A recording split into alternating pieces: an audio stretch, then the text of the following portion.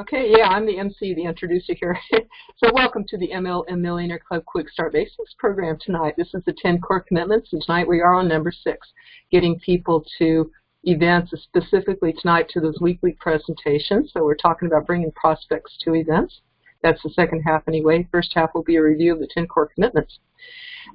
We're super excited to be here with you tonight.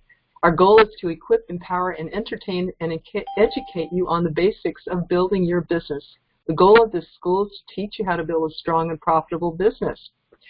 Before we get started, before we do any introductions, like Jeff said, we encourage you to grab a pen and paper so that you can know what's coming up. We have our weekday presentations, lunchtime, MLM lunchtime leadership shows, and these are at noon. Monday through Friday, noon Eastern time, or about 30 minutes. And what we do is we cover one of the 21 laws of leadership by John Maxwell, 21 irrefutable laws of leadership. This is an incredibly popular show, and people are just popping on like crazy. I think we had about 20 sign-ups to that show over the last 2 days, Jeff. So the way to join that in on that, if you or your team or friends want to, you just go to the MLM Lunchtime Leadership Show. It's a Facebook group, MLM Lunchtime Leadership Show. And when you join there, you can request an ebook emailed to you, a free ebook, so that you can follow along with that class. That helps you to build your team. That's where the real residual income is. That's why we teach leadership there, as well as that is a free class, of course, Facebook Live. Another place we teach it deeply, though, is on Wednesday nights within this school. It's called Mlm Leadership University. And we dive deep into one book a month of John Maxwell. It's just totally phenomenal. I love what I'm getting to learn and teach in there about personal growth, building teams, becoming a better person. It is just phenomenal, you guys. So if anyone wants information about that, you can find that in our Facebook group, and you can also private message me, because we do have room in that class for people. Some of y'all are already in it. It is just really phenomenal. So, and also, Jeff and I come on Tuesdays, another Facebook Live training, free and open to the public, at 3 p.m. Eastern Time. And we always teach one of the aspects of building your network marketing business. So we'd love to have you to that as well. This coming weekend in Indiana, for those who are nearby, is an event that Jeff and Brandy are putting on there called the Launch Free Enterprise Summit. And this is about financial, language, and mindset, business owner mindset.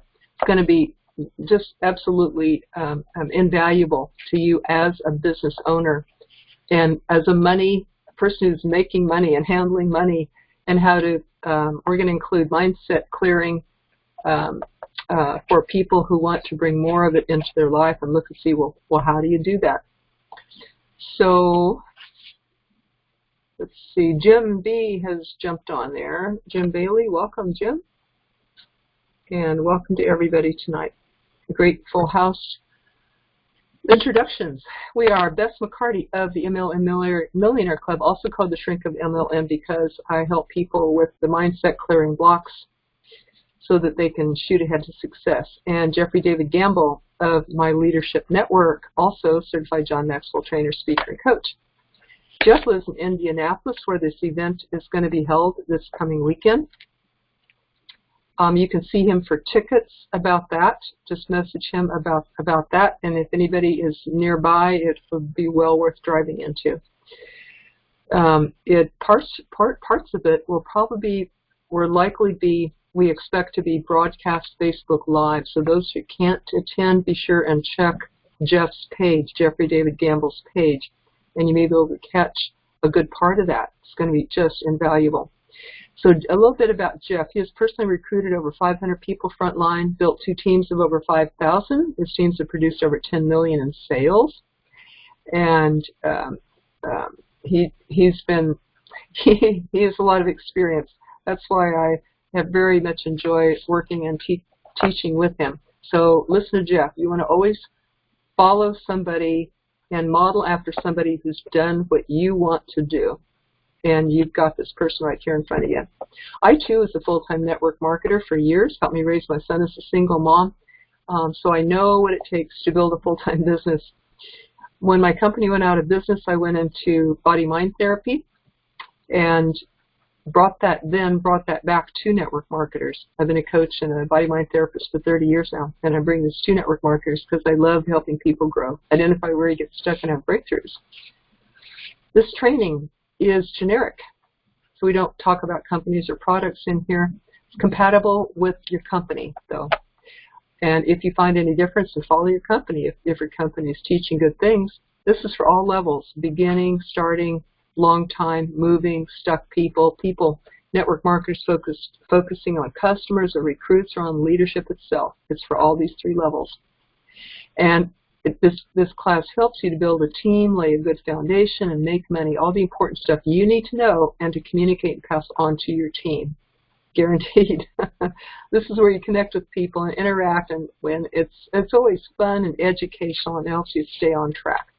The 10 core commitments, by the way, which you'll hear about tonight, is getting started right, be here a year from now, personal development, market daily, present daily, attend a weekly presentation, attend a weekly core training, attend a monthly regional, attend all company conventions, and have a monthly action plan. This includes the mindset and the 7 skills that Eric Worre teaches. Tony Robbins says, repetition is the mother of all skills. So that's what we do in here. We come at these 10 core from all different angles every single class. We recommend that you keep track, keep a note of the ones that you attend and the replays that you watch, because when you've covered all 10 one time, then we issue you a certificate for that first level. There are 4 levels in all. So we encourage you to keep learning deeper each time you go, but let me know when you do complete one of the 10. A number of the people here have already received their first level certificates. Let's see. We have, proven. These are methods proven for decades. So I'll turn this over to Jeff right now, and we'll dive right into the overview of the 10 core. Awesome. Can you hear me? Thumbs up. Okay, we're good to go. So thank you so much, Bess, for the introduction. And guys, those of you who are listening, I know some of you have come on as a guest, and some of you are here from the school. I appreciate everybody for jumping on. If you have a pen and a piece of paper, again, I found that a dull pencil is usually better than a sharp mind. I tend to forget things. I like to write them down. I actually found a way to do this. I actually take notes by writing. Physically with a piece of paper, and then I actually will take the notes and organize them and type them into the computer, into a Word document or into a note, if you happen to use Apple, and then I'll email them to myself. And the reason I email them to myself is I found that if Google shuts down, the world shuts down. If Google's not on, we're pretty much all lost anyway. It's not going to matter. So I actually basically learned that from a friend of mine who graduated with straight A's from UCLA. She would actually study, write the notes, and then type the notes into the computer. And when she typed the notes into the computer into a Word document and then emailed them to herself, she was actually able to type in a search and find every single note that she had ever taken her entire 4.5 years of school. Thought that was pretty ingenious. So I started doing it myself with all of my business notes. Anytime I read a book, I don't read the book. I study the book. I'll do the same thing. So that's just kind of right off the bat. Hopefully that helps out somebody here who's trying to get organized and trying to put it all together. Why do we put this together? Well, here's the numbers. Here's the statistics behind it. There's 100 million people inside of direct sales and network marketing. 100 million. It has about a 50% turnover rate. So 50 million new people will join direct sales network marketing this year. You can break that up by country. You can break that up by state.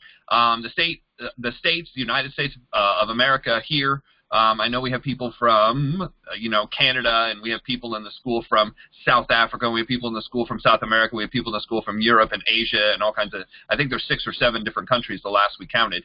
But just here in the United States, there's about 23 million people, which means 1 out of every 15 people in the United States is in direct sales. 1 out of every 15. So if you drive through a neighborhood, cross 100 houses, 15 of those 100 houses are 1 of 15 is involved. So just count and then knock on doors and say, by the way, are you involved in direct? Don't count. I'm just kidding. Don't knock on doors. But what we found is 100 million people are involved. What I also learned by reading the Direct Sales Association's website, some of their statistics, is that 70%, so 70 million people inside of direct sales, never receive another phone call from anybody again. Meaning they get in, they sign up, they are reps. These are reps, these are not customers. These are people who get in, sign up. 70% never receive another phone call from corporate and or upline and or support team. They have no training at all. The second portion is the other 30%, what I found is, gets random training. There's very few people who get really good training, although there's really good training out there. I was with a couple companies and, with some individuals who provided very, very good training. But I find that there's a lot of training out there and there's a lot of conflicting things. And that was one of the things that I, right off the bat, I was listening and probably just a few months in, and one guy would say one thing, never do this, and then the next guy would come in and say do this, and I was like, well, that doesn't make sense because the first guy told us not to do that, and now all of a sudden another guy's telling us to do it. So what I did is I started actually taking notes after a while, and I started looking at these inconsistencies, and I started basically narrowing it down. I said, what are the people saying that's in common? What works every time in every company and every background? So, Bess kind of went over some of my success. I've used the techniques that I've learned outside of direct sales, inside of direct sales, if they were duplicatable. And there's a bunch of rules that I use. And I'm going to go over these rules. And if you don't know these rules, these are good rules to have on hand. So anytime you come up with something, because you're going to come up with an idea and be like, oh my gosh, we should do this. It sounds so good. Or your friend that's never built inside of direct sales, that owns an advertising company or a marketing company, or is a social marketing guru kind of person, they're going to tell you what you need to do is do it this way. But let me give you a list. This is a list of do's and don'ts. It's basically the laws of duplication. The laws. These are laws. The first law is, whatever kind of teaching training you do, it must work instantly. Here's what instantly means. Under an hour. Can you train somebody how to do the business in under an hour? Now, if it requires you to go to a class, if it requires you to buy software, if it requires you to watch 800 YouTube videos, if it requires you to learn how to build a landing page, if it requires you to learn how to write headlines, if it requires you to go study titles and search engine optimization, that's not instant. It's not even close to instant. Has to be instant. Second, it must work 10 levels below you. Whatever I teach somebody personally, like if me and David are talking and I teach David, David has to be able to take that down 9 levels, say the exact same thing, and it has to work there too. That's the second thing. It must work 10 levels below me. The third rule is it must work with people you don't know. So if it only works with real estate agents, and it doesn't work with coaches, and it doesn't work with insurance people, and it doesn't work with gas station attendants, and it doesn't work with truckers, then I won't do it. 4, it must work 1,000 miles away. We have people in Indiana on this call. We have people in Washington. We have people in Florida. We have people in the Carolinas, Tennessee. We have people in California, Southern California. We have people around the world. So it must work at least 1,000 miles away or more. 5, it must work when an amateur does it to a professional and a professional does it to an amateur. Meaning, it kind of has to work with an 18-year-old just getting out of school, doesn't know nothing about nothing, has never had a job, has never done anything. His approach has to work with a CEO, and the CEO, it has to work with his kids' friends, vice versa. There's only one more law that I don't have here, but we should add it. It needs to work in multiple languages, obviously. So that's the rule of thumb. And you would think that it's easy to create a training program that would fit all this, but it's actually extremely difficult. Because as soon as somebody starts explaining it to me and I realize, hey, what you're talking about needs a degree. What you're talking about is going to require me to go read that book. What you're talking about is going to require me to go take a class. What you're talking about is going to require me to sign up for this platform and sit down and take hours and hours. I don't know if you've ever done this before. You've taken hours and hours to learn something only to find out it's way too complicated to use anyway, but you've already spent the money. And now you've told a bunch of people that's how to do it. Keep it simple. The other rule of thumb that I like is I want to keep it professional. I don't care what they teach. I don't care if it's duplicatable or not. I want it to stay professional because I don't just work inside of MLM. And my goal isn't to burn up a bunch of people, because a lot of people have training methods to just burn up a bunch of people. You ruin friendships, you ruin relationships, people at church, people at school, people at your job, people in town do not want to see you anymore. They avoid you. They run away in the grocery store when they see you. They avoid you at family picnics and family barbecues, or they just don't invite you because all you know how to do is talk about your product and how great it is and how it, all of a sudden your gasoline in your car runs better and your electricity bill went down and your windows stop sunlight better and your grass grows faster and the pavement outside never cracks. I mean, I'm exaggerating greatly, but you understand what I mean when you get around somebody who's brand new, who's just so excited and that does everything, and you have to tell somebody every single detail. So what I want to do is I'm going to go through these 10 things, and these are basically the 10 core commitments. And some of you might have heard this before, but what I can say is you probably don't know them quite as well as you think you did, because I've actually done this for years, the same talk, the same stuff. I've done this for years, and I've sat in front of people that I've trained. I've sat in front of people that other people have talked to, and people are like, oh, yeah, I know this. I said, cool. Here's, and I don't have if I had my wallet with me, I'd take it out. I would take out a $100 bill. And I was like, here's what we're going to do. This is a $100 bill, and take out a clean sheet of paper, put your phone away. If you take your phone out, you're automatically disqualified. If you look at your neighbor's paper, you're automatically disqualified. Take out a piece of paper, write down 1 through 10, and write down the 10 core commitments. About 50 people in the room. I said, look, if you can do it in under basically 2 minutes, the $100 is yours. Not one person in that room could come up with it. You think you know it because you sit here and listen, but you're not writing it down. You're not memorizing it. And part of that is the reason why you're not making the kind of money you want to make. Because if you knew it inside and out, you'd be able to teach it without notes. Now, in the beginning, teach it with notes. I taught it with notes. I still have notes. I have notes in front of me, so that way I can stay on track. So we're going to get moving. The first thing is basically get started right. Now, we're going to make this really simple about getting started right. The first thing is get together with your upline support team. You want to get together with your upline support team and make sure you're on the right track. The second thing is have a game plan for the month. The third is you're going to get started contacting and inviting and learning how to do that. The fourth, you basically want to get paid and promoted. And the fifth, you want to get plugged in. Those are the activities we're going to go through. Now, how do you actually do that? I was taught for a long time, I was suggested that you're supposed to write this gigantic list. I've heard everything from 50 to 100 to 400 to 2,000 people on a list. Eventually, I ran into a friend of mine who had built to $1 million in 5 different companies in 11 years. Let me repeat that. He's made $1 million in 5 different companies in 11 years, which means every 2 years he left a company because of his own reasons.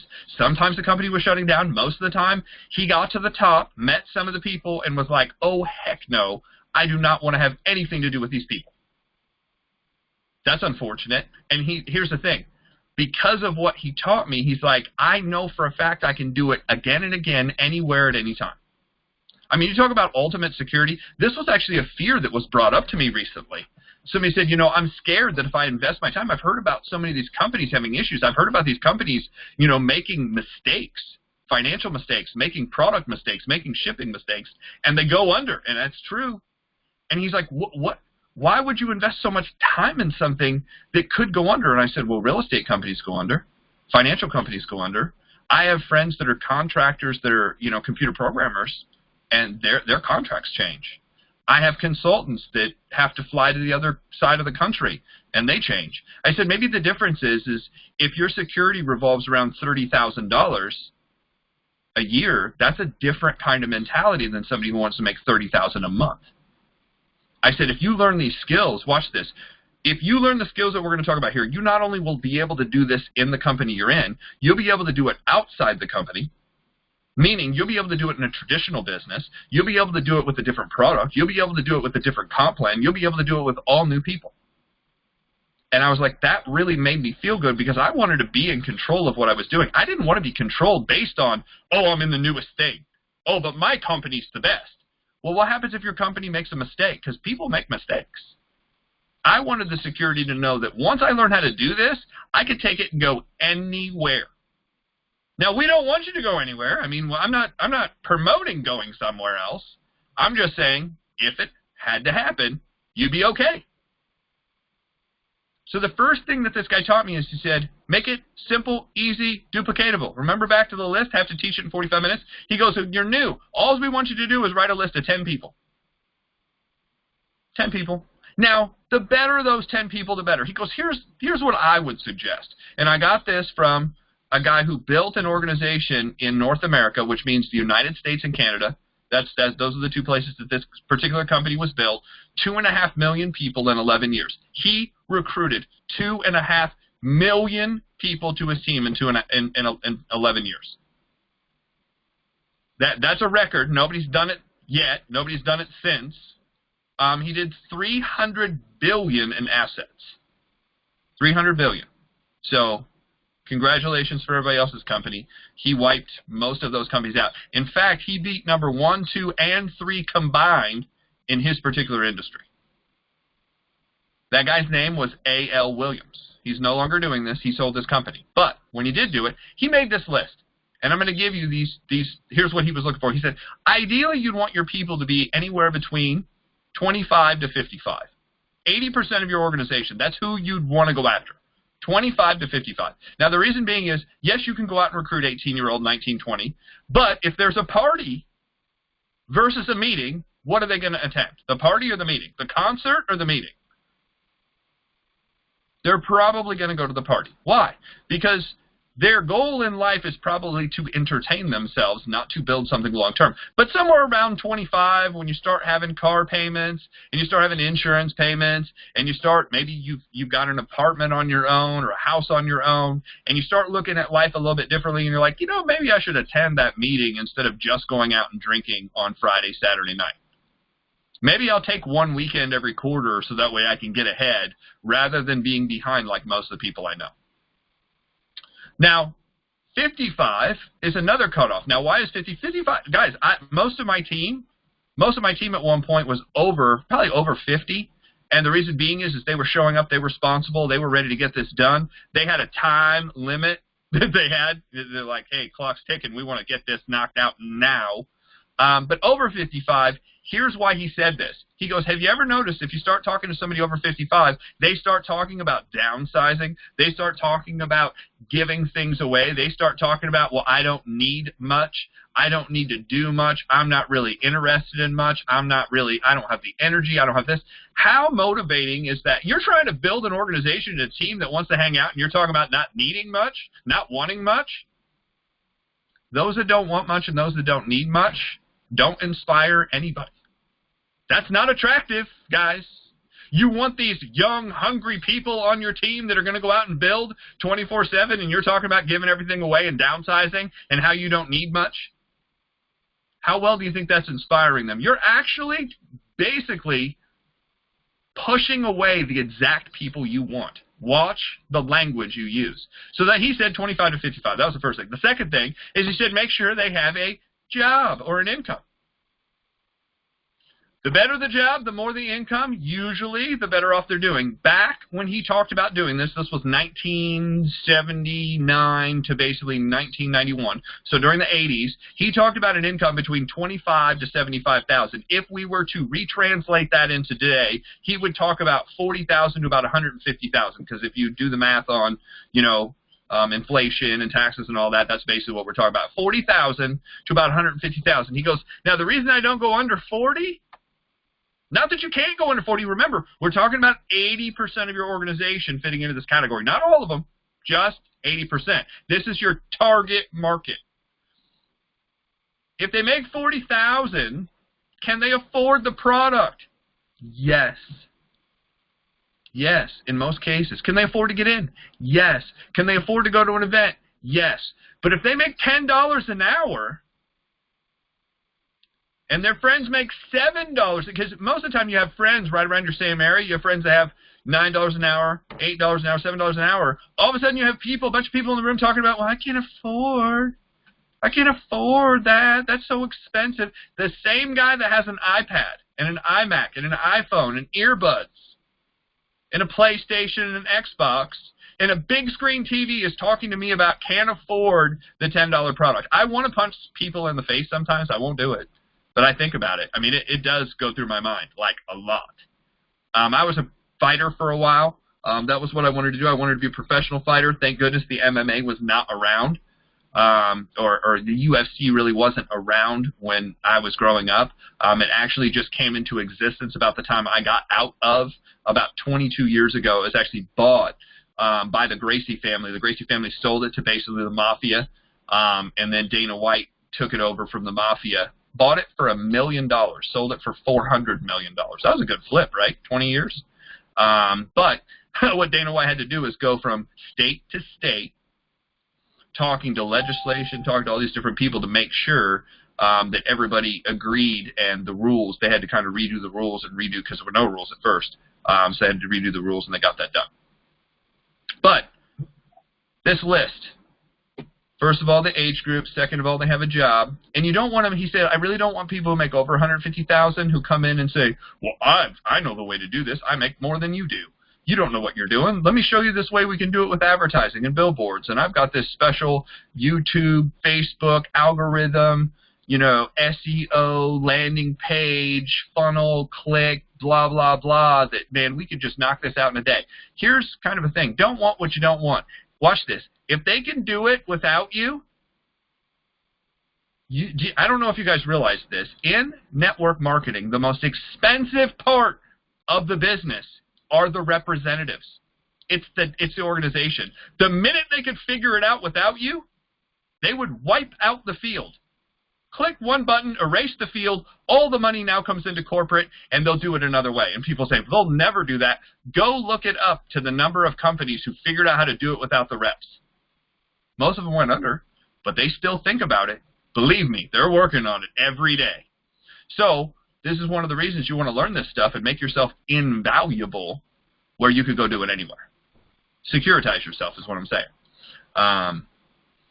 The third thing, make sure they have transportation and communication. Transportation is a car vehicle. Communication is a cell phone. I guess people still have home phones, but cell phone's probably best, because that way, you know, you can keep in touch with them while we're doing everything we're doing. The next thing on the list, married. Now, why would you want to look for married people? What this gentleman, A.L. Williams, found is people who are married are more likely to build long-term because they have somebody else they're responsible for. Somebody else wants to be home. Somebody else they want to go do stuff together. Not everybody. Some people want to make enough money so they can have two houses. You know, one to live with the significant other and one to get away. I mean, I don't know, whatever you want to do, right? You might want a lake house. You might want a beach house. Buy both. Be happy. Go away on the weekends. Come back. Talk about things that happen. Something different. Because some people just have the same thing to say every day. You might just need, you know, some variety. Also, he looked for people who had kids. Why? Because, again, you have more reasons. If you have more reasons and more responsibilities, money seems to be a higher priority. Made sense to me.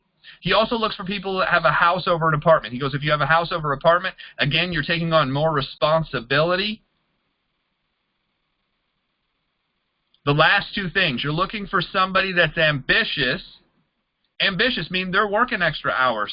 They're trying to do extra things. They have a second job. They have a home-based business of some kind. They mow yards. They've got a construction company. They sell trinkets on, you know, eBay. They're, you know, shopping at Goodwill, trying to flip stuff online. I mean, they're just trying to do something. They're signing up for courses. They're buying real estate stuff. They're looking for money. And then you're also looking for somebody who's dissatisfied. They're just dissatisfied with where they're at. They want to move up. They want to move on. They want to get out of the neighborhood that everybody else is in. Does that make sense? That's the list you're looking for. That's the ideal. That's the 80%. Does that mean you can't recruit somebody who's 80? No. Does that mean you shouldn't recruit somebody who's 18? No. You're just looking. That's your ideal target. Make a list of 10 people. and then we learn how to contact them. What's the contact? Most of the time, people talk about piquing people's interest. I think this is ridiculous. And the reason I think it's ridiculous is by piquing people's interest, what you do is you set off the alarm in most people's head that this is a scam, pyramid, low-end, network marketing, multi-level, a person making money off it. Why would you want to specifically bring up things that create conflict? Like, that made no sense to me at all. And for years, I heard all these weird techniques and different things. You know, hey, are you interested in making more money? Ding, ding, ding, you're involved in a scam. Hey, are you interested in a business opportunity? Oh, my gosh, you're bringing me one of those crappy things. I don't know all the bad stuff that people say to you, but I heard almost all of these because I tried for years different things, and I kept getting more and more and more and more negativity until I was at a real estate seminar, and somebody said this. They said, you know, hey, Bess, could you do me a huge favor? I just started in real estate, and this was a real estate seminar I was at. It wasn't for network marketing, but as soon as I heard it, I was like, oh, my gosh, we could translate this. Could you do me a huge favor? Do you have somebody that you refer real estate deals to, like if somebody wants to buy or sell? And if she says no, I say, would you mind if I could be that guy? And I'll send you my business card and my number so that way, you know, you can put my magnet on the fridge, and if you ever hear of somebody, you can refer them to me. He said, what if you asked every person that you knew and you built a database out of all those people? I was like, that'd be genius. And then I translated into network marketing. What I found is in real estate, everybody knows what real estate is. So I don't have to go into an explanation of what real estate is. But I was like, if we tweak that contact just a little bit, and I said, do me a favor, I want to share with you what I'm doing outside of my job, outside of my career, outside of my business, outside of what I do normally. I just want to share it with you. So if, that's the key word, so if you run into the right person, you could refer them to me. Here's my rule of thumb.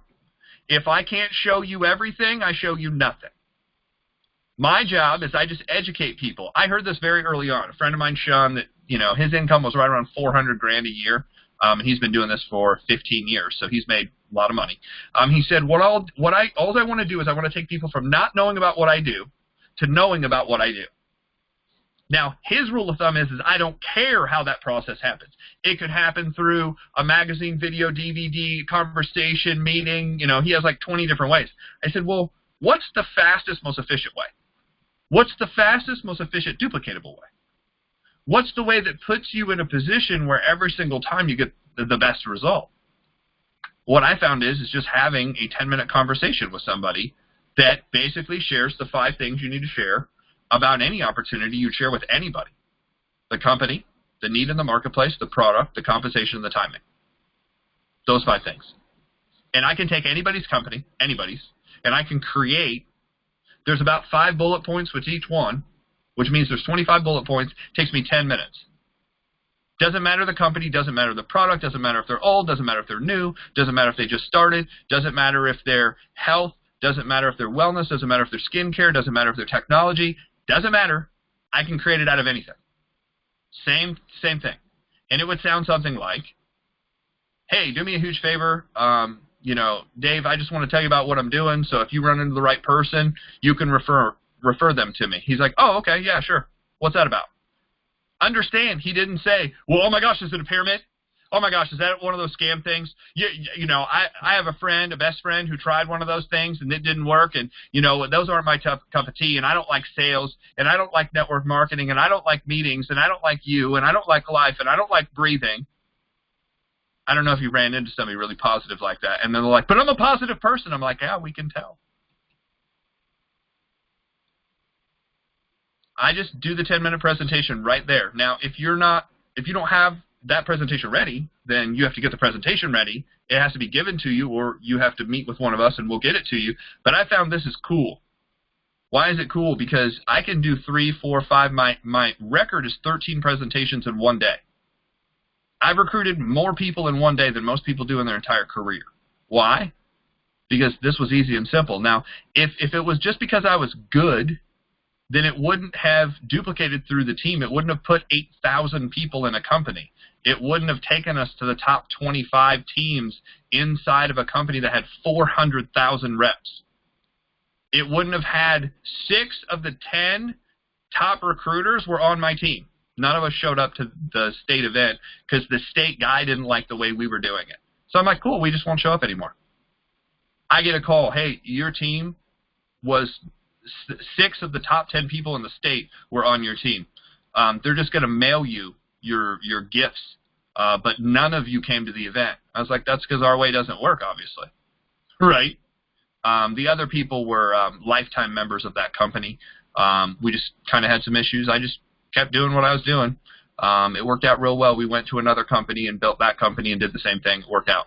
So 10 minutes, do the whole thing, and at the end I say, well, now that you know what I do, you have the ability to refer me. So if you run into anybody, here's the way that I'd like you to get me in contact. You can either text me their number or have them give me a call. I usually want them to give me the number. I'll make the contact, or you can 3-way text or 3-way third-party Facebook message. That works really well too. That's how I get in touch with people. And people are like, okay, I said, in fact, if I'm sitting down, and I'm just going to give you an example. Let's say I had just recruited Bess. I say, Bess, we're going to make a list of 10. Here's exactly what the contact is. Hey, I need a favor. I just got started in a company. Just real quick, I wanted to share with you what we do, so if you ever run into the right person, you can refer them to me. Let's say she sends that to Dave, because Dave's here on video with us. She sends it to Dave, and Dave writes back, yeah, sure, what's up? Bess says, hey, do you have a time to talk right now? Yeah. Now, I'll do the presentation for Bess if I'm the upline. That's just what I'll do. So Bess calls, say, hey, just repeat exactly what I said. Just need a huge favor. Just want to share with you what we're doing. So if you run in, Jeff's already on the phone with me. I'm going to say, hey, Dave, how you doing? He's like, hey, good. Bess just says, hey, this is somebody I work with who knows everything. And then I'm going to say, hey, just 10 minutes. We just want to share with you what we're doing. We're just looking for referrals. We can get referrals anywhere in the country or anywhere in these certain countries that we're in. He's like, yeah, sure. And then I go into, well, the company that was introduced to us at this point. Here's how I was introduced. Here's what the company does. Here's the need in the marketplace. Here's the product, the compensation, the timing. It's all done in about 10 minutes. I said, Dave, I just really appreciate you listening to us. Obviously, you don't know me, but you know Bess. So anybody you'd be referring will come to Bess, but I'm there to help out just in case. Now, if Dave has any question that if I'm going to be there to help out, I'm on the phone right now helping Bess. I said, obviously, you've seen how much Bess has talked so far. I'll just be there to help answer questions and whatever. Now that you know what we do, by the way, do you have any other questions about the product or the opportunity? If he says yes, I say, great. I just want to get you the information. You look it over, and then we'll get back together. We really don't chase people. I don't push people to get in, but I just let them tell me when they're ready. If you want to order something, you'll have to tell me. If you want to get in, you'll have to tell me. Is that cool? I've literally had people stop me and say, you know what? I've hated network marketing companies for years. I don't like the process that they go through. I don't like how they deceive people into getting information saying I need, an opinion on something or we're running a contest or some crap like that. I just love the fact that you were just upfront and honest and told me exactly what you're doing and how you did this. Like, I'm really interested in working. Like, if I would ever do this, I'd do this with you guys. I've had people tell me that. Now, I don't get any of the objections. I've had 1 or 2 people try to stop me. I mean, out of thousands of presentations, I've had 1 or 2 people try to stop me in the middle of this and say, oh, I really don't like network marketing. And I'm like, that's cool. Nowhere in this did I say, did you need to like network marketing? And they're like, yeah, but I'm just not interested in doing this. I said, well, remember, I'm not looking for you to do this. In fact, I know you probably won't. We're just looking for referrals. So if you ever run into somebody who needs our product, or if you have somebody else contact you from another company or whatever, and they're struggling, they don't look like they know what they're doing, which is most people in the industry, I said, I just want that referral. Would that be cool if you just sent me that kind of person? Yeah. I said, okay. So there's no expectation here that you're getting in. I'm not asking you to buy anything. You're not joining anything, and you're not coming to anything. Are we clear on our understanding? Yeah. Okay, cool. And then I just move on, and I just go through the rest of it. That's the worst case scenario that I've had. And we're talking about years of doing this. Not like I recently thought this up. This is years, thousands of people, thousands of presentations. Dave's on here. He can just shake his head yes. He started using this contact, and you started getting appointments, yes? And they started coming in, and you were like, I mean, be honest with me. Did you honestly think this couldn't be that easy? Yeah, I mean, he's shaking his head. He's like, there's no way I thought this was... You didn't think people were going to react that positive to it, right? But what I found is that's what I've seen over and over again, regardless of the company, regardless of the people, regardless of who I work with, this just works. It's just hard to wrap your mind around it working until you see it work, and then you're like, I mean, I wanted to punch myself in my face. I wanted to take a 2x4 and, you know, crack it over my head. When I finally figured it out, I was like, why is it this easy to do this? It's because psychology-wise, you're setting it up right. And I do this with 10 people real fast. And here's what happens. It's a positive response. It's a positive outcome. They text and people are like, sure, what are you doing? Oh my gosh, they want information. Let me get my website. Let me get my product. Let me go over there. Let me put something on them. No. That's incongruent with what you just asked them. You just asked them for a favor to listen, not for you to smother cream all over them or give them, you know, a face makeup session, or, you know, have them change their buying habits, or have them eat a completely different organic, you know, powder-free, sugar-free, MGMO, you know, meal. That's not what they agreed to. They agreed to just listen to what you do. That's it. Over the phone. People are like, yeah, but I don't have time to do this. I said, well, I do it in less time than you probably even thought about doing it. I've built my business in less time than people have tried to figure out if they want to do. Because a 10-minute presentation, I'm on and off the phone to the next person. If they say, hey, I'll refer somebody to you, I said, great. Can I keep you up to date with what's going on? Yes. Cool. Put that person over there in the Facebook group. Next person. If they say, I want some information on the product. Great, let me get you the video. Do you see how the video comes into play now? Now they want the video. They want the information because they're interested. They have questions. I'm not here to answer questions. I'm not the product guy. I'm not the compensation guy. I'm not here to break down the compensation. We have videos and training that will do that. My job is just advertising. I just introduce people. I'm marketing. I just introduce people to what we do. That's all step one. Best way to contact. 84% of Facebook goes unseen because of the algorithm. It's actually 88% now. 71% of tweets get ignored. Nobody ever looks at them. 88% of emails go unopened. But watch this. 98% of text messages are open, and 96 are open and seen within 6 minutes. They're read. So if you're going to send somebody anything, imagine texting them, do me a favor. I need to talk to you. I want to go over what I started working on, so if you ever run into the right person, you could refer them to me. When's a good time to call? And they're going to say, well, what is it? Aren't they going to ask that? Well, what is it? Is that normal? Are you free now to talk? No? Okay, cool. I'll call you later. I have about 15 other people I'm going to talk to today. Next person, now fear of loss kicks in. Okay, well, I can free up some time right now. And I get on the phone and I start presenting. Guys, you can get in 10 presentations in one afternoon. Meanwhile, some of you are trying this, and it's taking you a year to do 10 presentations. Well, I sent them the video, but they didn't watch it. I emailed them, but they didn't watch it. I mailed them a product, but they didn't look at it. I did this, but they haven't. I mean, have you been through that? And then you chase them. Hey, did you look at it yet? Hey, did you look at it yet? Hey, did you look at it yet? And eventually they stop returning calls. They avoid you like the plague. They don't want to show up at certain events. All of a sudden, they're changing churches. And I'm being kind of slightly sarcastic, but I've seen people actually like, we don't want to be around these people anymore. All they frickin' talk about is this stupid company and thing they're doing. Here's some rules. No mass texting. I don't mass text a bunch of people. Auto dialers, bad idea. I have a friend that paid $6,000. He was fined $6,000 because he bought a program online of a faster, better, easier, simpler way to build network marketing. All you have to do is load your phone numbers into this auto dialer, do the presentation, and it spits it out to everybody. Boom. He hit a bunch of numbers. He had a bunch of numbers in his phone that said what? It said, sorry, we're on the do not call list. $6,000 in fines. This guy had never made $6,000 in the month. So he was crushed. We told him not to do it. He did it anyway because he knew the better, faster, simpler way to do this. Everybody's looking for a faster way instead of the right way. No mass Facebook messages. That's not going to work. No posting on other people's walls. People, stop doing that. No tagging other people in pictures that they're not in.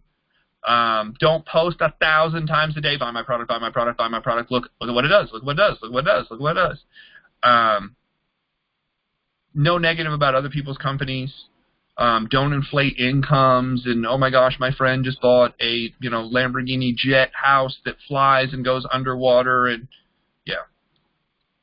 I'm being kind of sarcastic here, but like I've seen some of this for real. 2 mindsets in contacting: try to sell every person you talk to, or present to as many people as you can and show them what you do and ask them to help you find the ideal person. That is what we do. If you want the philosophy of what I do, here it is in basically 2 sentences.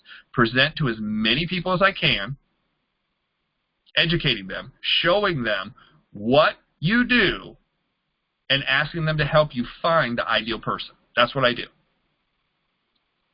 Best contacting method I've ever seen is the do me a favor. Bess, you can talk about this here in a second. Everything that you've learned, everything that you've seen in 10 years, you've talked to most of the people in the industry that I know that make 7 figures a year plus. And Bess has seen the results of the people in this group who have used this. Then you're going to go into a presentation. And here's the thing. If you get them to a presentation after you ask for a favor, I don't care if you do a webinar or you do a website or you do a live. I've just found that a one-on-one phone call is the fastest, most effective thing you can possibly do. Because it's normal. Follow up. I follow up within 24 hours. If they're like, yeah, I'm kind of interested in the product or whatever, I try to get them the video and I follow up as fast as possible. Game plan. You want to sit down with an active upline that's doing the business, that's a couple levels above you. 2 new people coaching each other is disaster. The blind leading the blind. Well, I'm new, you're new. Let's make some stuff up and try it. Sounds good. The system. We just plug people into a system. If you don't have a system, we're going to show you one right here. It's called Save Yourself Some Time, Energy, and Money. That's what system stands for. Save yourself some time, energy, and money. Don't try to make it all up. Just find something that works and do it. Here is the second core. So that was the first core, just getting people started right. It's a list of 10, the proper contact, a presentation, and then move them into the system. Get them to the information. The second thing is be here a year from now. If you're not here a year from now, then your people won't be here a year from now, then the thing collapses. It's amazing. The little things you do right over time will compound, and the little things you do wrong over time will compound.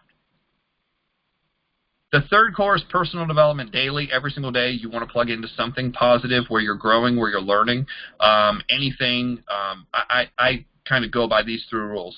Listen or watch a video every single day. Listen or watch a video. We put stuff up all the time in the Millionaire Club. The last one I think we put up was the John Maxwell. Watch it more than once. I mean, it was one of those ones that you could watch 5 times and get something different every time. Read. Read from a positive attitude book, Think and Grow Rich, Building Your Network Marketing Business by Jim Rohn, anything by Maxwell, specifically about people skills, building a business. Some people bring me a romance novel, and like I just read this amazing romance novel on neuroprogramming, blah, blah, blah, blah, blah, ClickFunnels, XYZ, and I'm like, that's awesome, but how is that going to help you or anybody build your business? I'm sure it's interesting to you. History of the world, Tesla's greatest inventions. I like that stuff. But it doesn't help me build a network marketing business. So maybe you should actually listen to your upline when they say, hey, here would be some good things to learn. The last one is associate, showing up to events. Guys, there is nothing that will have more impact on your business than physically being around the people who do it. Physically being around them. Not watching a video, not on Facebook Live, actually physically being in the same room with them. Author Schopenhauer said, reading is the equivalent to thinking with somebody else's head instead of your own. Some people need to read 10 to 15 pages. Some people need to read 10 to 15 hours a day. Some of us, I needed to read 10 to 15 hours a day for years. I mean, I needed to straighten some stuff out. Core number 4 is market daily. Market daily. You basically want to be consistently approaching people and saying, hey, do me a favor. I need to get this information in front of you. 5 is present daily. We talked about that last week. The number of times you present will have a lot to do with the ratio that will appear. Until you've presented 100 times, you really don't have a ratio, because we don't know what to judge it off of because it's so random. The 6th core is basically attend a weekly presentation. We're going to go into depth in a minute about that. Attend a weekly core training is number 7. That's what we're doing here. Attend a monthly regional. Most companies in the industry have a regional event. A regional event is basically on a Friday or Saturday, one or the other. It's a one-day event. Sometimes it's only about 4 or 5 hours. It's usually, you know, if it's within 8 hours, you can get there and back and survive and wake up the next day. I'd suggest going. And then, you know, attend a, you know, convention. There's different conventions. A convention is something that's all weekend. So the thing we're going to do this next weekend is more of a workshop. It's a workshop because it's actually interactive learning where you're physically writing things down, asking questions, learning as we go.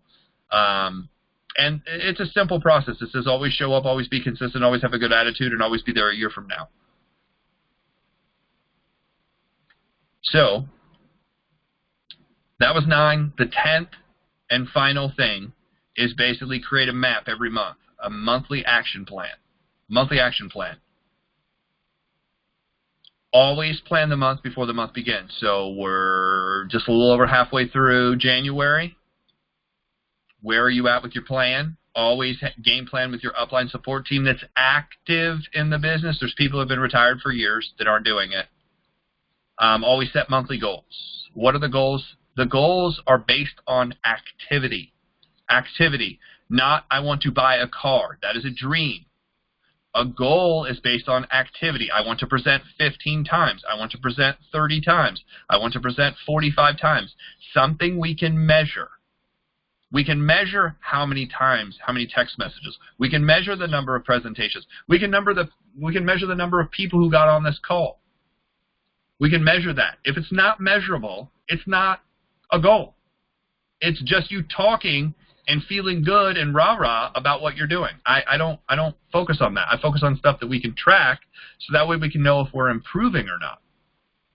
Just like it would be stupid to play basketball with no hoop. I mean, can you imagine that? Running back and forth, be like, what'd you do? Oh, I got the ball again. What do I do with it? I don't know. You know, what do you want to do with it? I don't know. Throw it to somebody else. Oh, we lost the ball. Who cares? Because there's no goal in mind.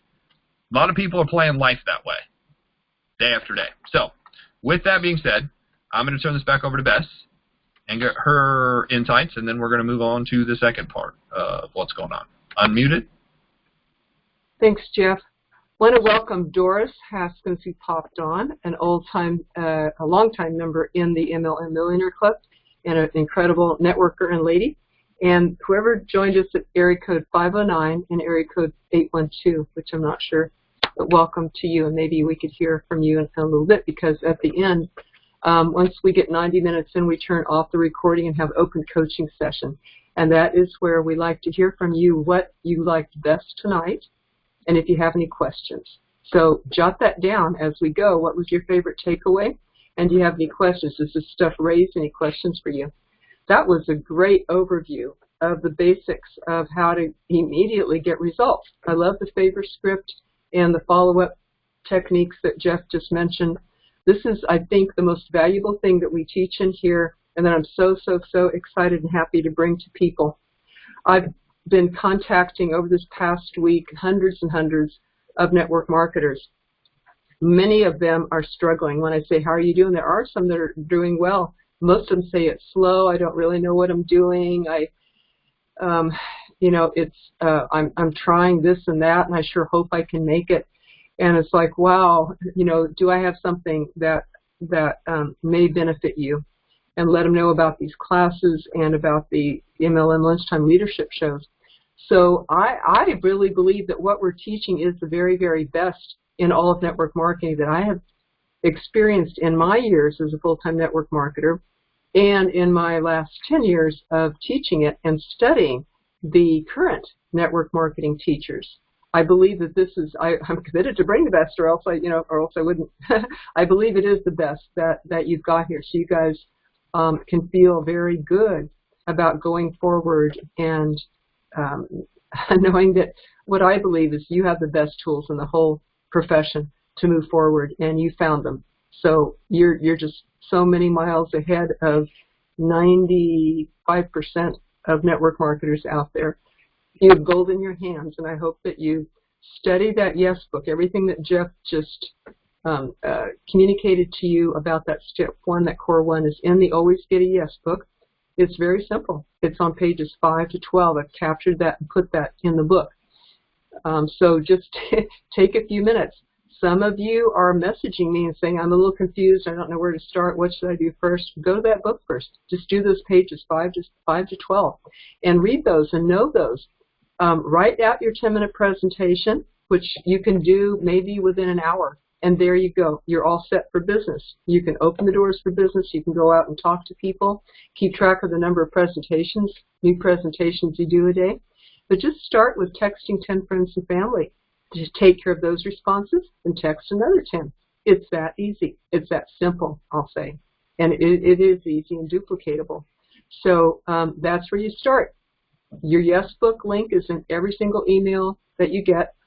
So just click on that, open that up. I suggest you practically, you just live with that until you have your 10-minute presentation written and you know what to do to say with the follow-ups. You know, are you interested in, now that you know what I do, are you likely to refer somebody to me, or are you interested yourself? When a friend of mine who met at Eric's GoPro event, Mike Limmer, when he heard about this, he tried it right away, and he said, "Oh my gosh, this is incredible." He said, "I use that script. You know, can you do me a favor and let you know what I do in case you run across the right person, you could refer them to me." He used that what I call the favor script now, with a person who was who said no network marketing, never network marketing. So he used the script on. They go, "Sure, I'll listen to what you're doing." That person listens because the door is open, right? It's not about them. They don't have to defend themselves against Mike or anything like that. So this person listened to it and then loved it, gave Mike a referral, and is interested themselves. And Mike said, "This is incredible. This is like a 2-for-1, you know." But the way that I see it, it goes in the back door. It goes in the open door. It doesn't confront somebody right up and say, you know, take a look at this. And it doesn't even say, "Who do you know?" It's much more even indirect than Eric Worre's indirect script. When Eric says, you know, "Who do you know?" It's indirect. Well, this doesn't even confront the person that much. It goes way, way, way in the back door. And just, will you just listen? So if you run across the right person. So they're wide open. They're not having to think of somebody for you. They're not having to defend themselves. They're just wide open. And it can go in. It can go in the ears and in the eyes. And, you know, with no worries about defending themselves, everybody tries it on. You know, it's like showing somebody an outfit and they try it on for size. Yeah, I think I would like such a thing. And, you know, without any pushing from you, they do that themselves. And so therefore they're able to see if they're interested or not without any pressure. So it's a true answer when they say, "Yeah, I might refer somebody," or "Yes, I have an interest myself." So that book, pages 5 to 12, tells exactly what to say. It's real simple. Today one of our members asked me, "Well, how do you close? You know, I'm not so good at closing or handling the objection about money." And I just said, just go to the pages 5 to 12 in the book and just follow what's there. Just make it real simple and easy for yourself. So a lot of people can't believe it's that simple. They want other answers or other things, but it really is. Let's just do what's easy, and that's so duplicatable, right? This whole thing follows all those laws of duplication that Jeff just mentioned. So I have dozens and dozens of stories like Mike's, including students here in our school have used the favor method, and all of a sudden, right, David Roeder, they're making more appointments than they ever have before. David just jumped a rank recently. Congratulations to you. Liz Dickerson jumped a rank recently. She's on the call tonight. Congratulations to you, Liz. And a couple classes ago, David and Liz were kind enough to come on and tell their story. So you might want to, you'll catch that in the replays if you're new here. Janice Silva jumped ranks. We hear this a lot, and Jeff and I celebrate because this is why we do this, right? And we go, yes, yes, people are changing their lives, and it's working. I'd like to grow, Jeff, I have this goal right now, this brainstorm goal I just had. I'd like to grow so much and become so big and well known as the best network marketing school and teaching in the whole profession, and get so well known and get a good reputation that A.L. Williams comes in as a guest speaker for us. How's that? I just think it's cool that you know him. Did you want to say something about that? Oh, I said if he's still functioning, yeah. Yeah, he's in Palm Beach, Florida right now. And he must be about 70-some. I think he's born in 40. I think he said born in 46 if I looked it up, right? Yeah, let's. that would be a goal for me, to be able to warrant, his coming and speaking with us soon, right? I'll have to do this soon. So, helping, yes. I think we're ready to go on to the specialty for tonight, which is the number 6, or attend a weekly presentations, how to get people to events. Okay, I just looked it up. He's 76, so we're good to go, but got to get it done. Just like John Maxwell said, he's like, I still got stuff to do. Don't write me off yet. Mm-hmm. He's like, if I look old and tired, it's just because I'm old and I'm tired. Like, we're doing this in the middle of the afternoon, so I'm awake. You better be awake, too. Okay. AL 76, you say? Yes. Oh, yes. That's young. No problem. He's good. No problem. So, as long as you take care of yourself, you're okay. So here we go. We're going to get into the second part of this, which is talking about how to get more people to events. What is the event about? So we already talked about some of this, which is, when you go to an event, you always basically want to show up. Always show up. That's kind of the key here is don't show up part of the time. I had a leader recently who's running an organization. We're not going to talk about what it is, but he runs a meeting. It's once a month. And he's like, oh, you're not going to believe this. Out of the 5 members that are supposed to be leading this, I'm the only one that's going to show up. And I said, well, who organized it? He said, I do. And I said, what happened to everybody else? He goes, well, one person has a family event. One person is studying for school. One person is this. One person is that. I said, so what did you learn out of this? He's like, oh, man, I'm just wondering if I should cancel the event. I'll just do it another time. I'll just do it another place. And I said, if you do that, you're telling everybody one thing. You're not the leader. And worse, he's a coach. He's a coach. And I'm like, here was my rule. When I set up the meeting, I said the only reason I'm not going to be at these events is I'm dead. I'm dead. Like, that's the only reason. I said, if I get stuck in a snowstorm, I do. If lightning hits me, I'll still be here. I was at the event.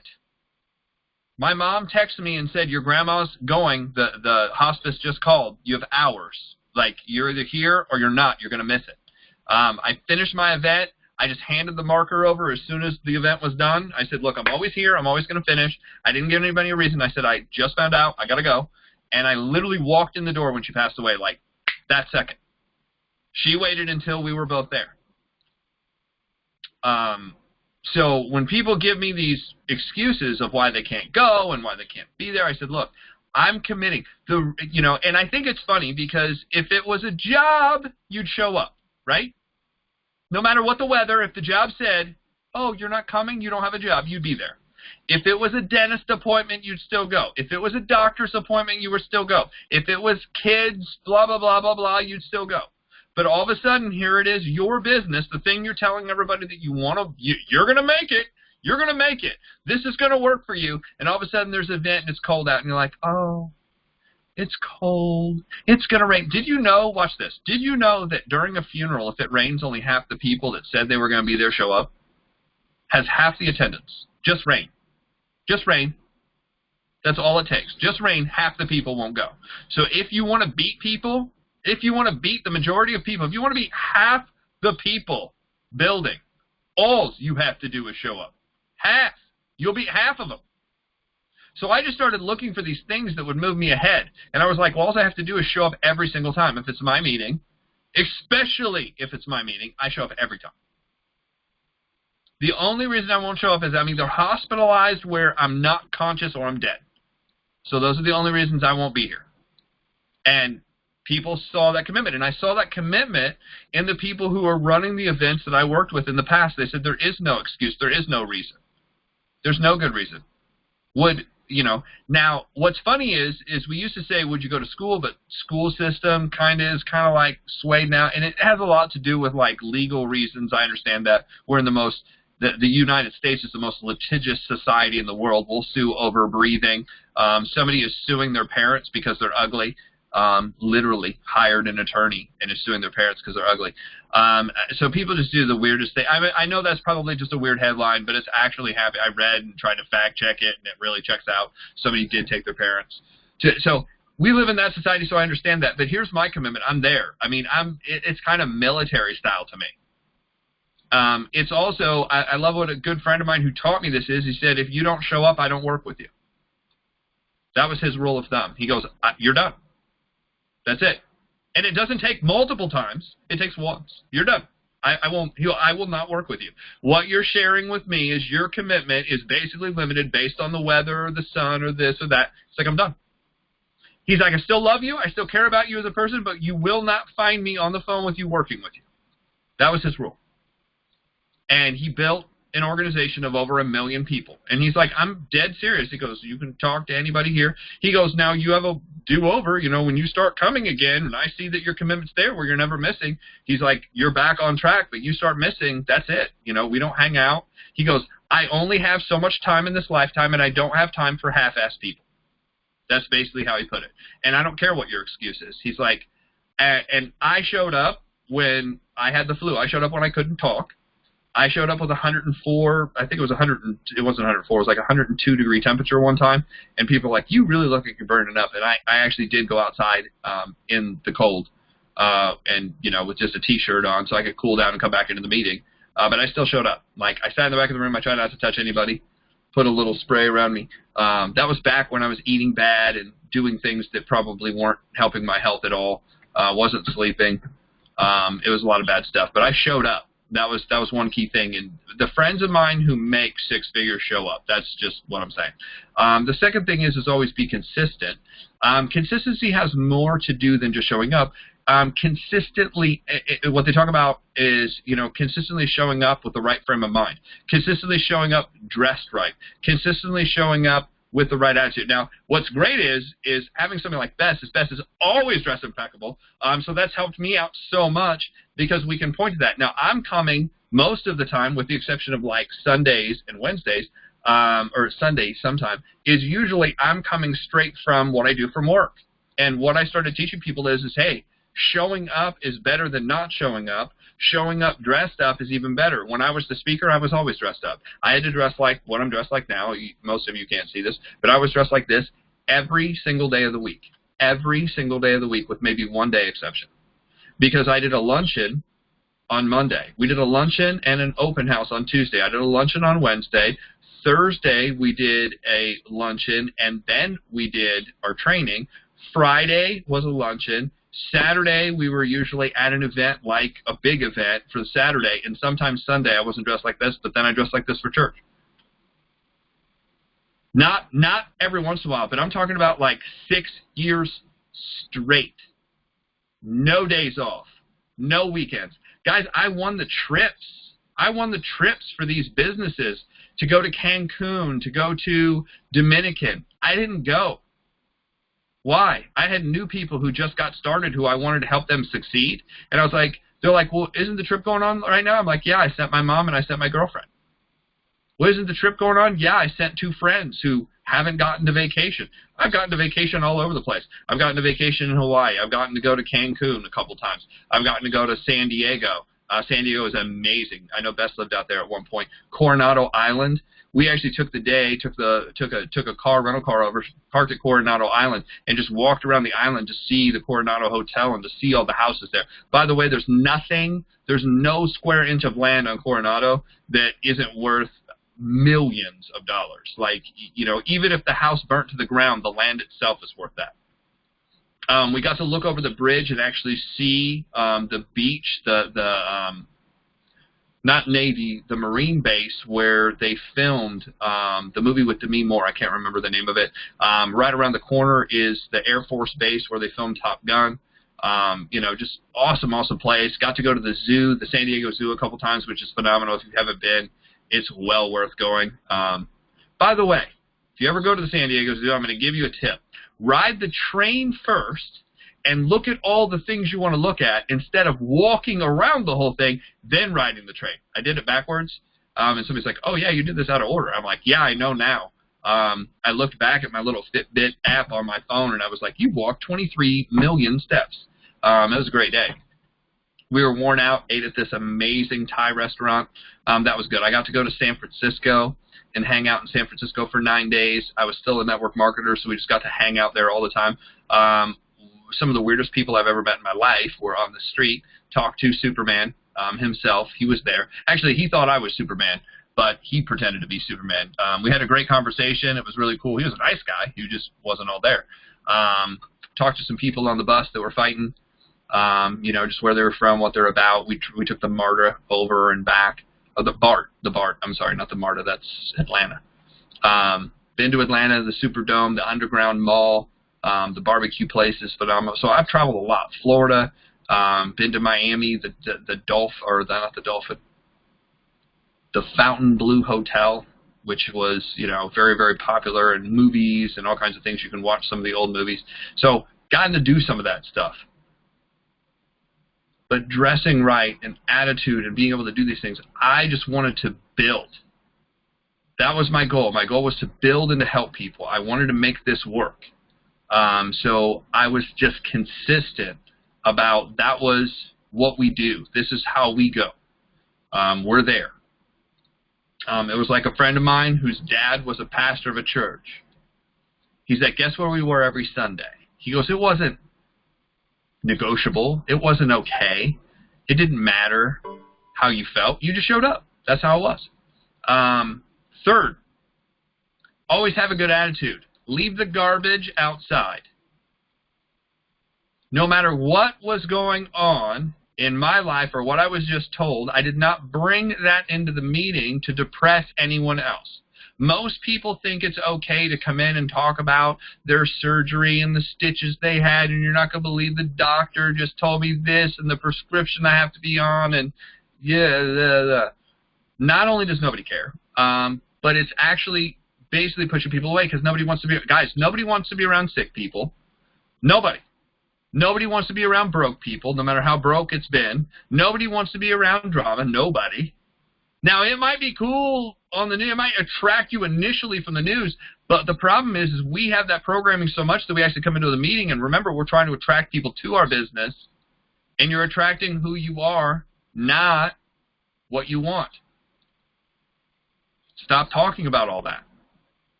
Now, what do you talk about?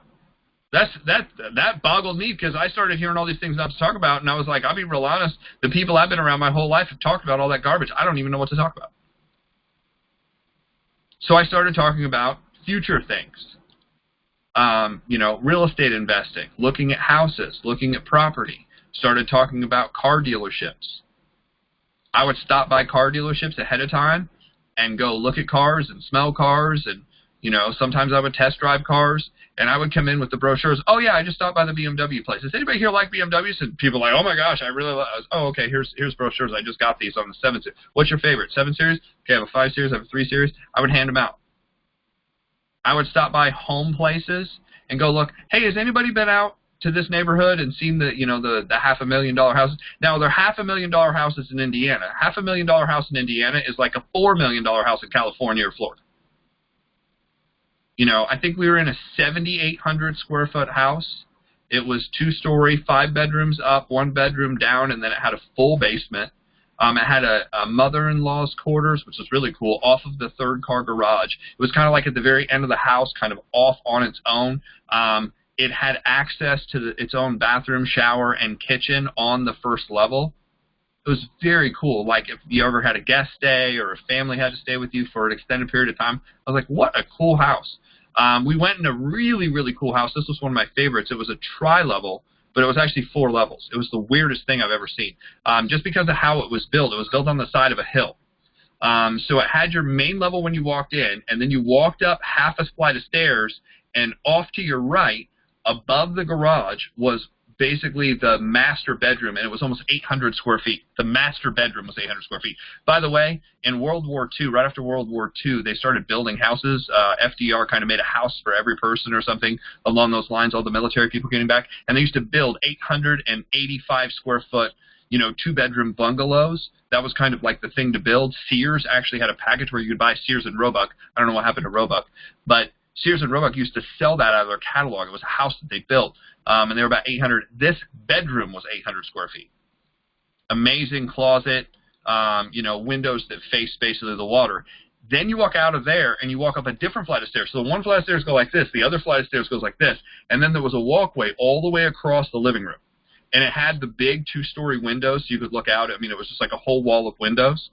And it had this like catwalk that you went up, and there were 2, or there were 3. Maybe there were 3 bedrooms on the other side.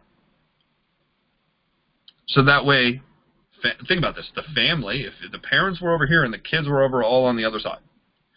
Then you walk back down, and you go down half a flight of stairs, and it opened up, and it had an entire basement game room. And then you come back out of that room and then walk down another flight of stairs, and there was kind of your traditional basement, gray painted floor, crawl. It had like a panic room in it. It was crazy cool house here. About, I want to say it was like 480 to 550 in that neighborhood. It was probably 750 now because this was a while ago. So I started looking at houses like that. I started bringing the plans. I started handing that out. And I started talking about those things. Who's building a house? Who's moving up? Recently, Brandon and I went and looked, and we took some people with us to a high-rise. Locally here, it was a hotel, the Radisson Hotel. It was originally the Sheraton. Now it's the Radisson. Sold an entire block. I think this was during like the 2008-9 fiasco. They were not doing well, obviously, this hotel, and they sold a tower off that was turned into condos and apartments. And now they have 2,200 square foot, 2-story apartment. It was expensive. It was like $2,400 to rent, but it was on the 7th, 8th, 9th, and 10th floor, I want to say. It has a perfect view all the way to downtown.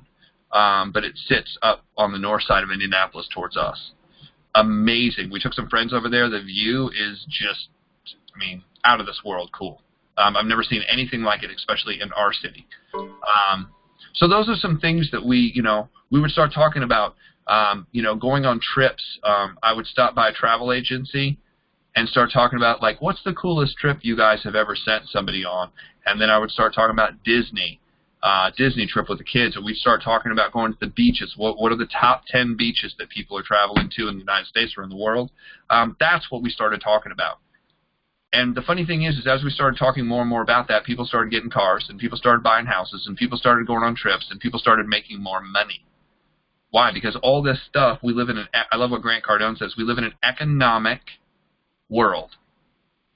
3.5 billion people, half the world lives in an economic, if you live in the United States, Canada, Mexico, you live in an economic world. It's unfortunate that that's the way it is. I wish it didn't have to be that way, but it is. So your economy, your personal economy, has a lot to do with what's going on in your life. The quality of your life a lot of times has to do with that.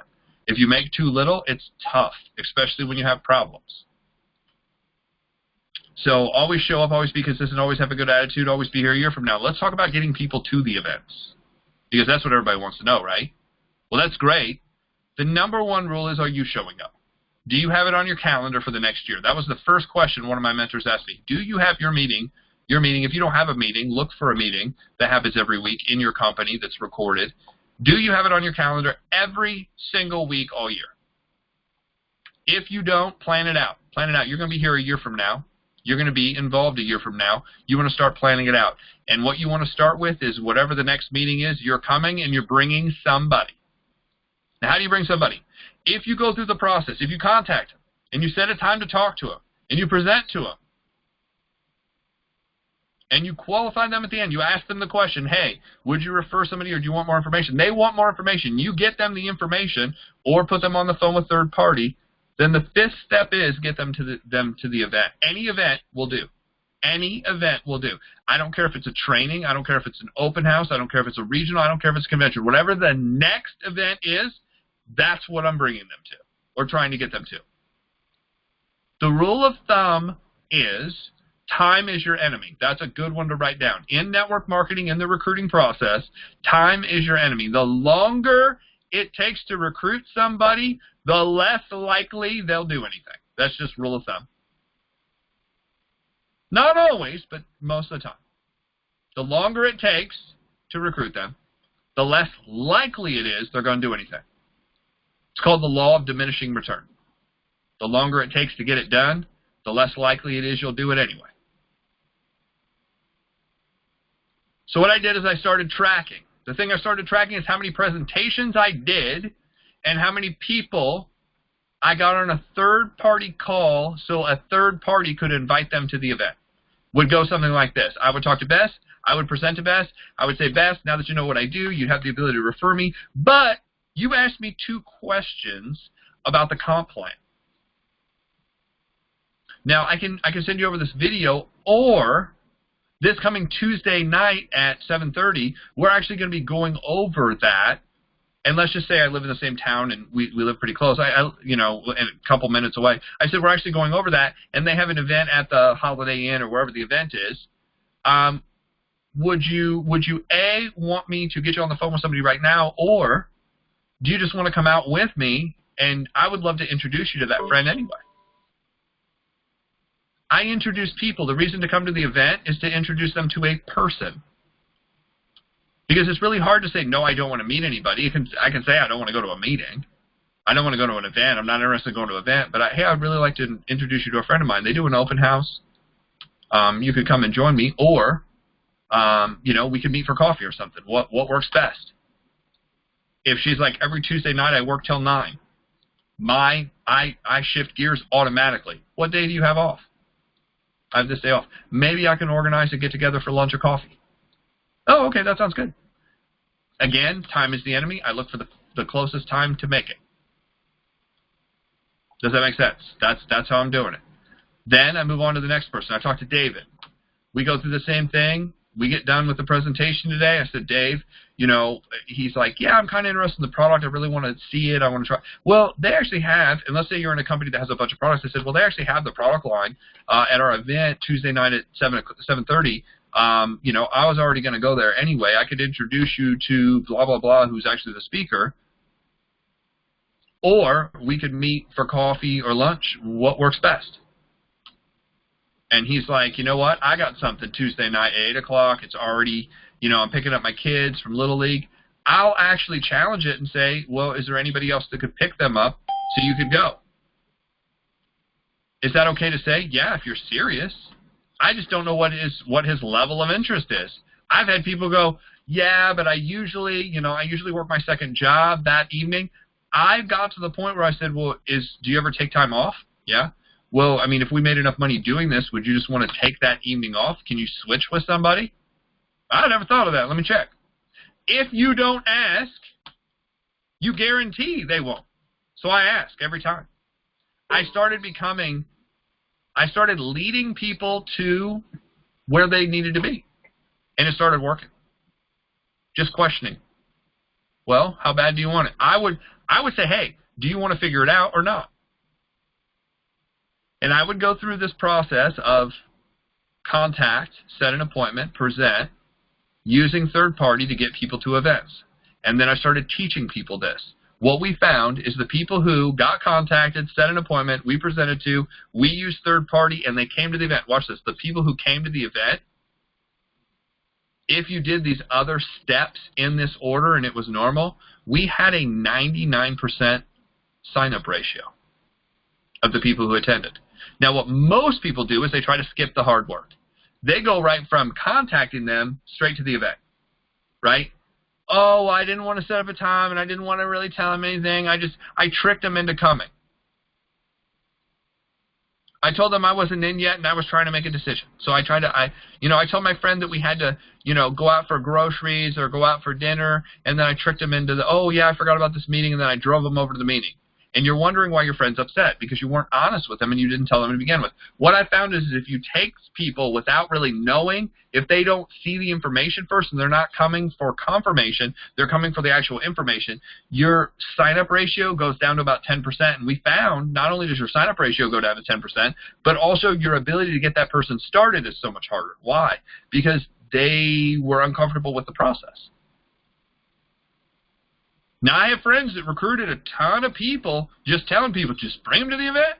You don't have to tell them nothing. Just bring them to the event. And they sign people up all day. But then they chased them all the time because they wouldn't get together with them. They kind of like, I'll sign up as long as you'll get me out of the room and you'll take me home, because they were actually teaching people to drive their people there too.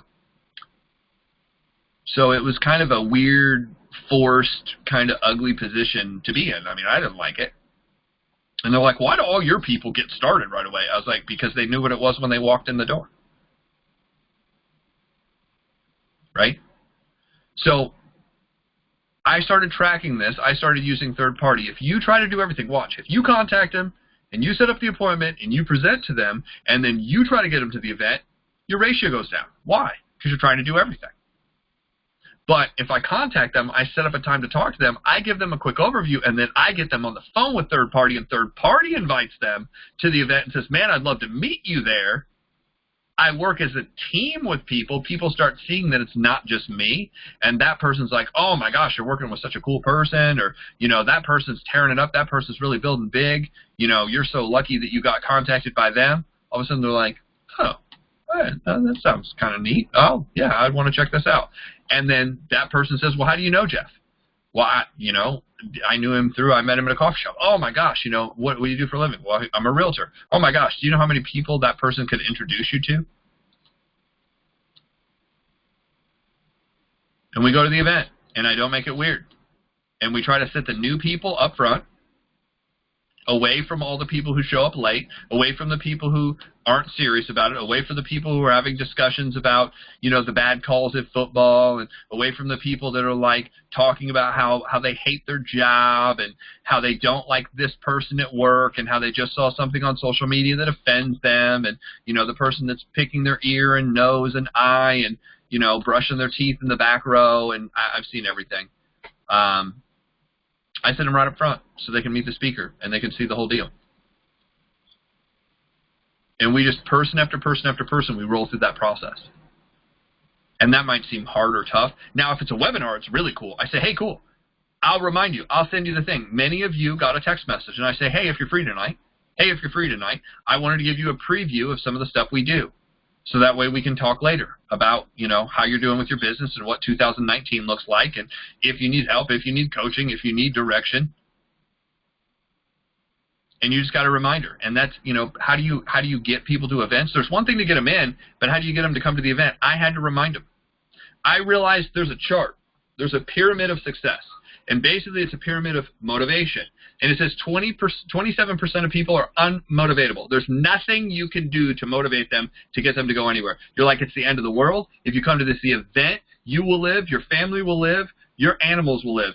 And they're like, no, I don't care. I don't care about people. I don't care about things. I don't care about anything. I'm not coming. I don't care about my success. Do you realize other people on your team are coming and they're looking to you? I don't care. And there's some people who just don't care. 27% of people just don't care. No matter what the results, good, bad, whatever, they just don't care. 60% of people are what we call motivatable. Motivatable. They are swayed based on circumstance.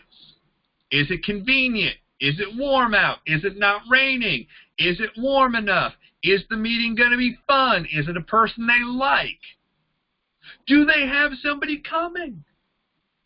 Well, I don't have anybody coming, so I'm not going. That's the reason you don't have anybody coming. They're motivatable. So not only do they need a phone call, text message, but they need a phone call, text message, and a reason why. I need to talk to you. I need to talk to you after the event. What do we need to talk about? We need to talk about your goals. We need to talk about your dream. We need to talk about where you're at for the month of January. Are you focused? If you're not focused, let's talk about why and let's figure it out. Okay, yeah, I'll see you there. I found 1 out of 3. 1 out of 3 would come. One would come up with a story. One would just flat out lie. Why is that? Because 27% of people are negative and lie no matter what. They lie to me. They lie to their boss. They lie to their spouse. They lie to their kids. It's sad. That's just what they do. 10% of people are motivated. They're motivated. You don't have to call them. There were certain people that would show up no matter what. I kind of liked and disliked some of them because they would call me. They would get there earlier than me. I was setting up the meeting. They're like, hey, it's 5 o'clock. Where are you? I'm like, the meeting's not until 7:30. We set up the meeting at 6:30. Oh, okay, cool. I'll just wait in the lobby for you. All right. 5:15, they'd call me again. Hey, you almost here? No, I'm going to be there at 6:30, just like what I told you. Well, watch out. There's traffic, and there's a gopher that crossed the street, and there's a squirrel outside, and they, want to talk and just. They just showed up because they love what we're doing. I love those people. If you want those people on your team, sponsor 100. You'll find a couple of them. They'll show up. 10% of people are motivated. They don't need you. They're going to do it anyway. They'll get in. They'll read the brochure. They'll watch all the videos. They'll start recruiting people. They won't even call and ask your permission. They'll just start doing it. I was amazed. I had heard about people like that for years. Never seen them, never met them, and certainly never had them on my team before. All of a sudden, those type of people started popping onto my team. And what I realized is I no longer was calling my upline. I was no longer asking where stuff was. I went and found out for myself where the meeting was. I showed up early. I found out who the speaker was. I started promoting it. I wasn't waiting for somebody else to tell me where the meeting was and when it was. I started going. I was motivated. Then there's 3% of people who are the motivators. I think it's more like 1%, but it's said to be 3. The motivators are the people that can sway other people to come. My friend said, if you want 100 people on your team to show up, it's going to take you plus 2 other people who are motivators. Because you're going to have to physically pick up the phone and call and get about 30 people each. 30 people each. He goes, you won't be able to reach 100 people by yourself.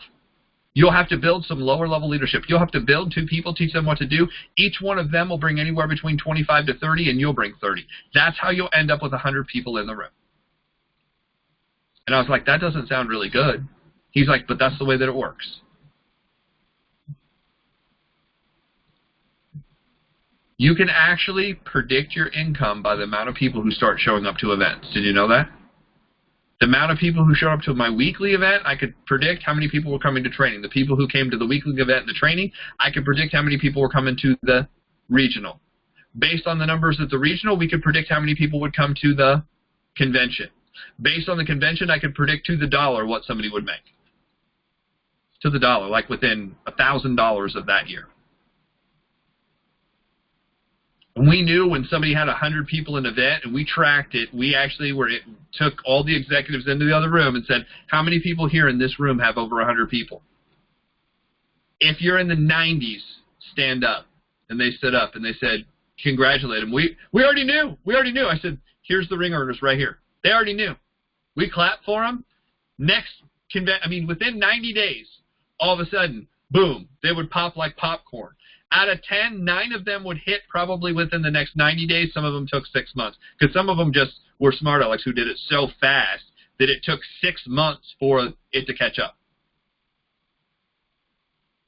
And I've watched this. I've seen it in different companies, and I've seen it in different languages, and I've seen it with different products, and I've seen it with good leadership, and I've seen it with that. Some of this stuff works regardless if you got it all right or not.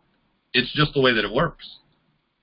And I found it's like that in real estate, and it's like that in financial services, and it's like that in insurance. It's like that. So with that, I'm going to turn this back over to Bess to wrap up, and then we'll answer some questions. Anybody who wants to stick around, appreciate it. Did. I think I just hit the wrong button. Yep.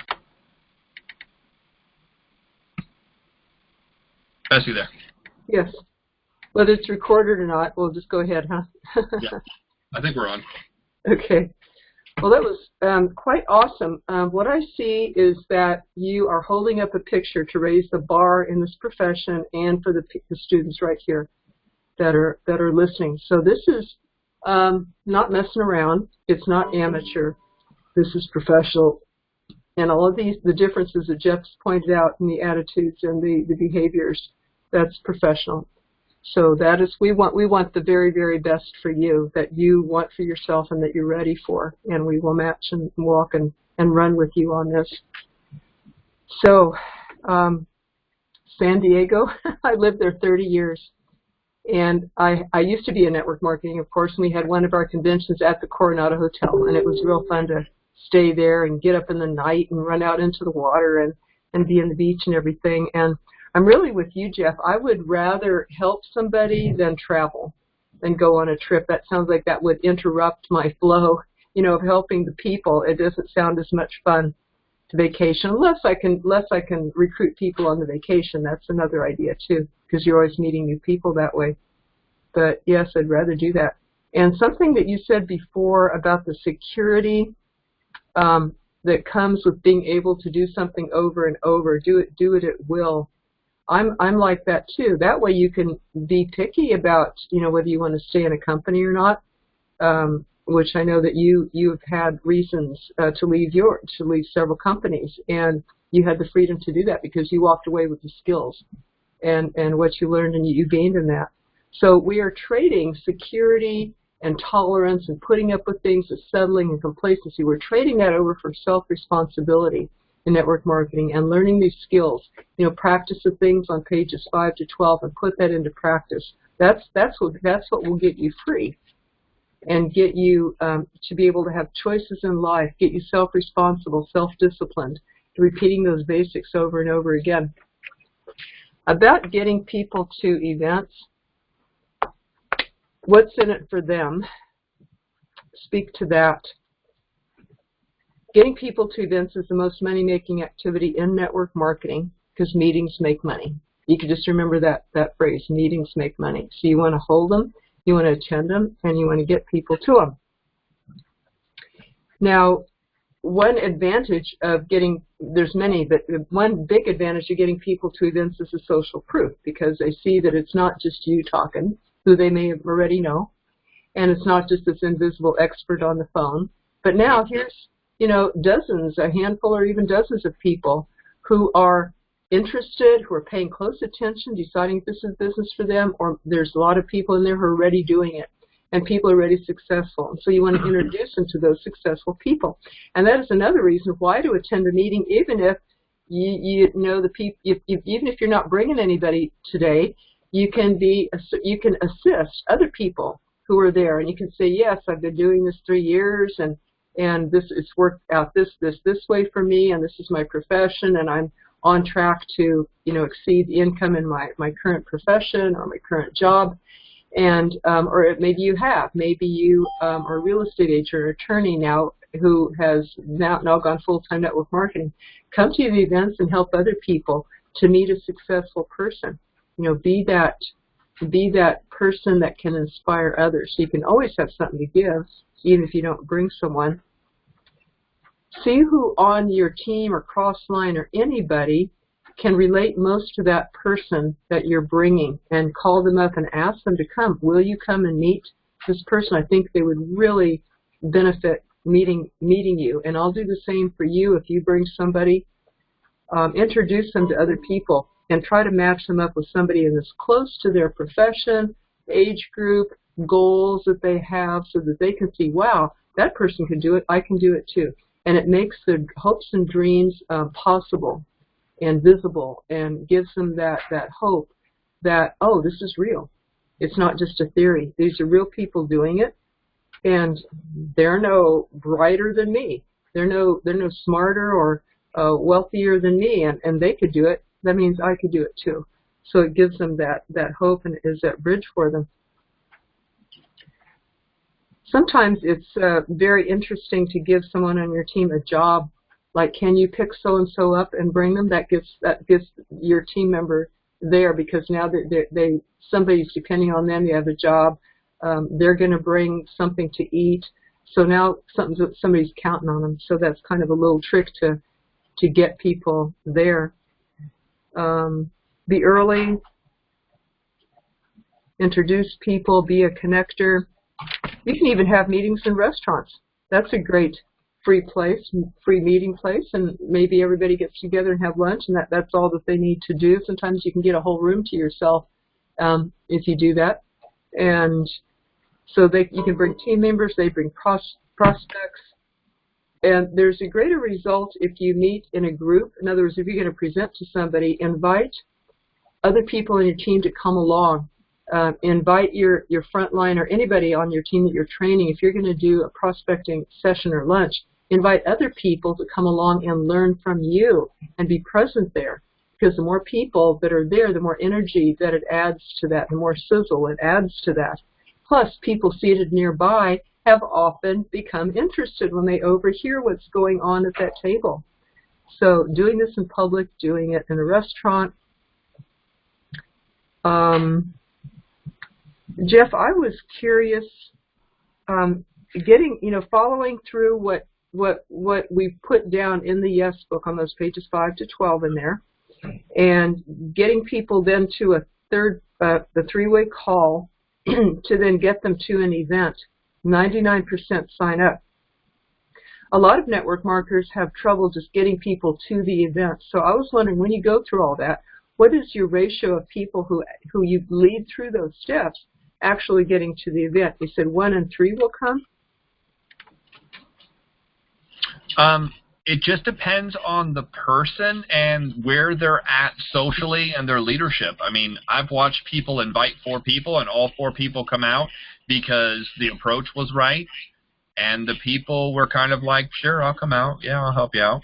I've had some people approach 10 people, and because they've had a wicked, crazy past, they talk to 4 people, and the 4 people are like, yeah, it's really not my thing. You know, I found it like this. If you're hanging out with people who are interested in making money, and they're always interested in making money, that group of people usually will come out to see what it's about, to see if it's interested in making money. But you have some people that's ultimate goal is to do as little as possible as at work. They specifically chose jobs so they don't have to be around people. And you could show 6,000 of them, and you're only going to find 1 out of 6,000 that's going to be your right guy. Why? Because certain jobs specifically are all about, I don't have to deal with nobody. So I kind of look at the people and look at what you're getting. A lot of that has to do with personalities and leadership. So there's not a magical number where it just works perfectly out every time. It really has to do with who you're talking to and who's looking for what. And this is one of the reasons why I love leads.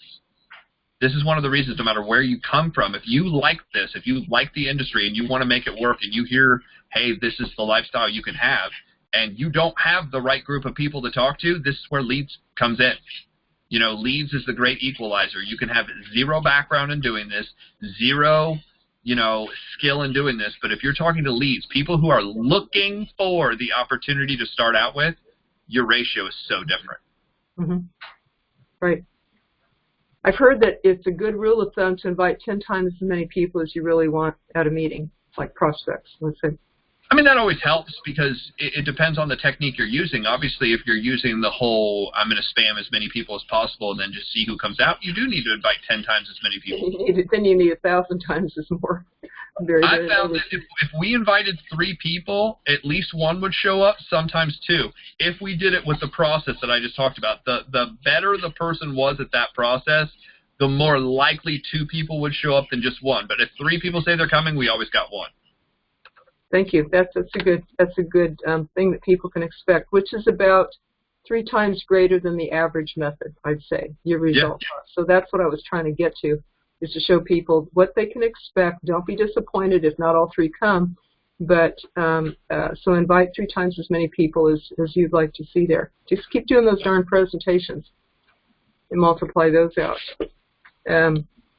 And could you very quickly give me again the percentages of people that don't care, motivatable, motivated, and motivators? So this is the pyramid of motivation. Starts at the bottom with 27% are unmotivated. Mm-hmm. Uh-huh. 60% are motivatable. Okay, got it. Then 10% are motivated. I think it's more like 12 or less. And then it's 3%, I was told, are the motivators out of a group. Thank you. Okay, so these are the averages, and we don't need to be discouraged if it takes sponsoring 100 people to find one star that we're really build, and that's what it's taken for the top earners, that they just sponsor massive amounts of people, and just usually 1 to 5 of them then make them millionaires. So that's what we can expect. And let's open it up now for everyone to share with us, what was your best thing you got tonight? We want to hear this. What matters?